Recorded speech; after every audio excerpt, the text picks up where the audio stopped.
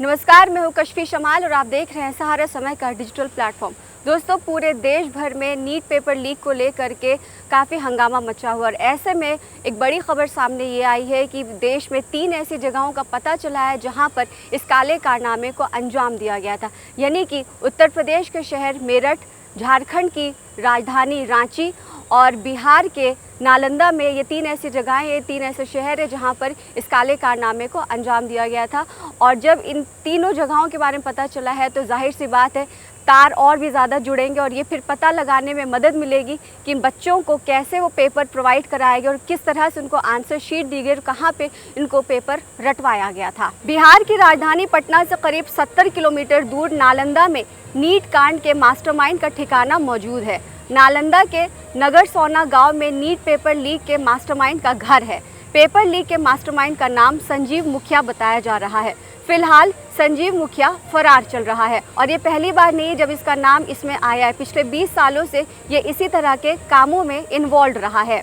Police ने संजीव के भाई राजीव से जब पूछताछ की कि वो कहाँ है तो भाई ने बताया कि फ़िलहाल घर का बंटवारा हो चुका है और इस वक्त संजीव मुखिया कहाँ है इसके बारे में किसी को नहीं पता। हालांकि बताया जा रहा है कि संजीव की जो पत्नी है वो पटना में रहती है और उसका बेटा डॉक्टर है और वो दूसरे पेपर कांड मामले में फ़िलहाल पुलिस की हिरासत में है, यानी कि वो जेल में बंद है। संजीव करीब 20 साल से इस धंधे में है। पहले सॉल्वर गैंग का सदस्य रह चुका है।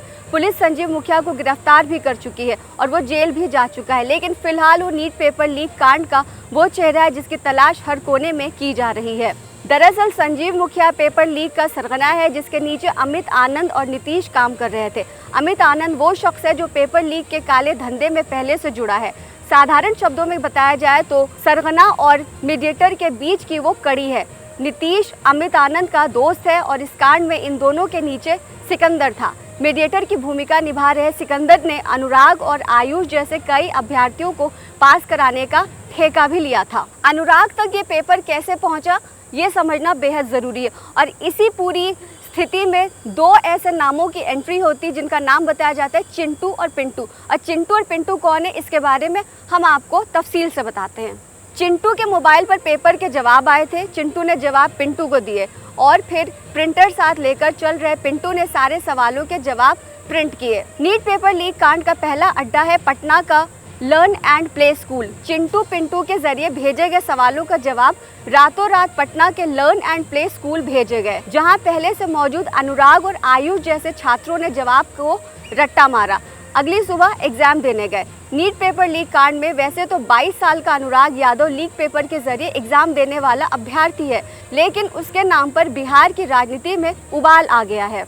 अनुराग के नाम पर इतना ज़्यादा उबाल क्यों आया और बिहार की राजनीति क्यों हिल गई, इसका जवाब तभी मिल पाएगा क्योंकि अनुराग को उस अड्डे के बारे में पता है जो कि दूसरा अड्डा है जहां से पेपर सॉल्वर के बारे में और भी ज़्यादा हमें जानकारी मिल सकती है। 4 मई को अनुराग पटना के एक सरकारी गेस्ट हाउस में अपनी मां के साथ पहुंचा था। इसी गेस्ट हाउस ने नीट घोटाले के तमाम राज खोल दिए। दरअसल अनुराग की रजिस्टर में हुई एंट्री के आगे मंत्री जी लिखा हुआ था। अब सवाल पूछे जा रहे हैं कि वो मंत्री जी कौन है। बिहार के डिप्टी सीएम विजय सिन्हा ने आरोप लगाया कि तेजस्वी यादव के पीएम प्रीतम ने गेस्ट हाउस के केयर टेकर प्रदीप को फ़ोन किया और फिर प्रदीप ने फ़ोन पर बातचीत की और अनुराग के ठहरने का इंतज़ाम कर दिया।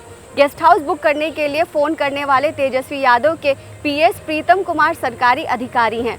सूत्रों के हवाले से बताया जा रहा है कि प्रीतम कुमार से नीट घोटाले की जांच कर रही पटना ईओयू की टीम पूछताछ करने वाली है। वहीं तेजस्वी यादव का कहना है कि उनके पीए से पूछताछ में उन्हें कोई दिक्कत नहीं है, लेकिन दूसरी तरफ अनुराग ने अपना गुनाह कबूल कर लिया है और आपको ये भी बताते चले कि वो भी किसी एग्जाम की तैयारी कर रहा था। अनुराग ने कबूलनामे में कहा कि उसके फूफा सिकंदर का फ़ोन आया था, फिर वो कोटा से वापस आ गया और अमित आनंद और नीतीश के पास पहुंच गया। उसने कहा कि आनंद और नीतीश के पास नीट की परीक्षा प्रश्न पत्र और उत्तर पुस्तिका दी गई। मुझे रटवाया गया और जब मैं सेंटर पहुंचा तो वही प्रश्न पत्र मिला जो रात में रटा हुआ था। परीक्षा के बाद पुलिस आई और मुझे पकड़कर ले गई। वही नीट एग्जाम का तीसरा अड्डा कौन सा है, आइए इसके बारे में भी हम आपको तफसील से बताते हैं। नीट पेपर लीक का तीसरा अड्डा पटना का एक फ्लैट है। शहर के कुलदीप विमादित्य पैलेस में स्थित फ्लैट नंबर 202 है, जहां नीट पेपर लीक की पूरी साजिश रची गई। यहां पर करोड़ों रुपए के फ्लैट की डीलिंग हुई थी। इसी फ्लैट से पुलिस को जले हुए क्वेश्चन पेपर मिले थे, साथ ही कई और अहम सबूत भी मिले। और आपको बताते चले कि ये नीट पेपर लीक के सरगना अमित आनंद का फ्लैट है। मुंगेर का रहने वाला अमित आनंद पेपर लीक के धंधे में लंबे समय से जुड़ा हुआ है। गया का नीतीश इसका दोस्त है और दोनों संजीव मुखिया के चेन के अहम किरदार हैं। अमित आनंद और नीतीश ने कबूला है कि दानापुर के नगर परिषद दफ्तर में उनकी मुलाकात सिकंदर से हुई थी। सिकंदर इसी नगर परिषद में जेई था। अमित और नीतीश निजी किसी काम से यहाँ गए थे और फिर बातों बातों में सिकंदर से नीट परीक्षा में पास कराने की डील तय हो गई। अब तक हमने आपको इन 3 अहम चेहरों के बारे में बताया, लेकिन एक और अहम नाम है जो कि इस पूरे मामले का दूसरा मास्टरमाइंड बताया जाता है, यानी कि रवि अत्रेई। रवि अत्रेई उत्तर प्रदेश के गौतम बुद्ध नगर का रहने वाला है। अब आइए आपको इसके बारे में जानकारी देते हैं। रवि अत्रेई यूपी के मेरठ जेल में बंद है और मीडिया रिपोर्ट्स के मुताबिक रवि अत्रेई के गैंग ने ही पटना और नालंदा के बॉर्डर से नीट परीक्षा का पेपर लीक कराया था। दरअसल बिहार के नालंदा का रहने वाला संजीव मुखिया रवि अत्रेई का ही गुर्गा है।